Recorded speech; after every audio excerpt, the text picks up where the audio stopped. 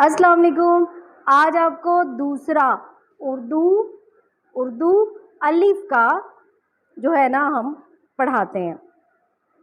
کیا ہوتا ہے نعت؟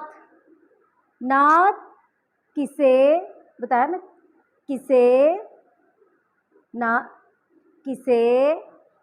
کہتے ہیں. ٹھیک ہے.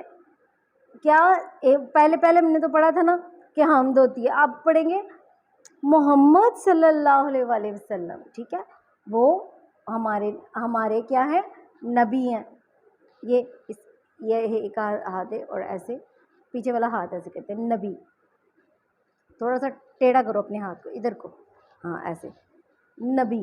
ٹھیک ہے. ایک آگے رہنما ہوتا ہے، اس کے پیچھے چلنے والے لوگ ہوتے ہیں نبی. ٹھیک ہے.